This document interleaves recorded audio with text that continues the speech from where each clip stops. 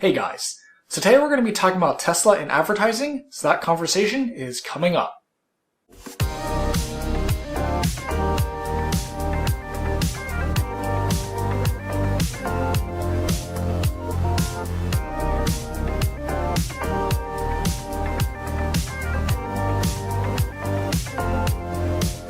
One point I always see on social media about Tesla is advertising. And so what I think people mean by that is that they don't spend billions of dollars on TV ads like other auto manufacturers like Ford and GM, or internet ads, so basically like AdSense that you would see on web pages when you're breezing through web pages. Now while this is definitely true, Tesla does spend money on advertising, it's just in a different way and not billions of dollars. And I like the way that Tesla does it because it's cheaper and much more effective. So just recently, Tesla China came out with a mobile service video and what it offers, and I think it's a really cool video. This video is an ad in itself, and it wasn't free. It took time to write it, script it, edit it, and all the payroll involved to actually make the video. So right there, the thought of Tesla doesn't spend money on advertising is broken, but they do spend very little on advertising and not the billions that the other auto manufacturers do. And I think this is a really smart move by Tesla because the millennials, Gen Zers, and younger generations spend a lot of time on social media and not very much time watching regular TV. I can attest to this because I really don't watch traditional TV much anymore. It's really mostly YouTube and forums and Reddit and things like that is where I spend my time, when I'm not working.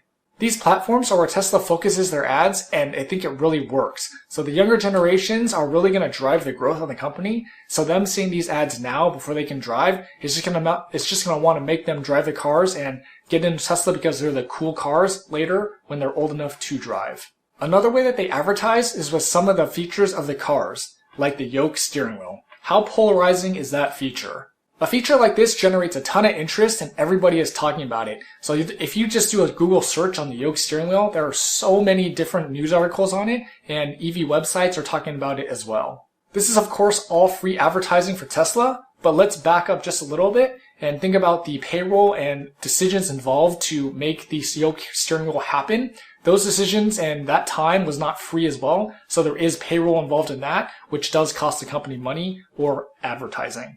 But again, my point is that this advertising is way cheaper than spending billions on traditional TV ads. Another example is in the new version 11, there's a light show. Why is this feature even necessary for a car? I have no idea. But it does stir a lot of interest and gets a lot of people talking about the feature and Tesla and the cars. And again, if you do a YouTube search on light shows, there are so many videos out there of people testing it out and showing off the light show because it's just cool.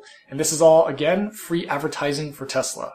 But, like any other feature in the software, it did require coding, and some engineer or multiple engineers probably had to actually create the light show, which was not free because they have to be paid. So the advertising revenue, their advertising expense is in payroll. But still, again, cheaper than billions in traditional advertising. Heck, even this video is free advertising for Tesla. So basically, the more Tesla YouTubers there are, the more momentum that Tesla gains because there's more exposure that's free for them. Elon himself is basically a marketing tool because his compensation is all in options. When you think of Elon, Tesla is definitely the biggest brand that he represents. Of course, he runs SpaceX and the Boring Company, but I think most people who know who Elon is associate him with Tesla. He definitely is a polarizing figure, and the fact that basically he is Tesla's marketing department and he tweets everything is very different from basically every company. How many CEOs do you know that actually tweet announcements and interact with customers? I can't say I know very many CEOs that do that.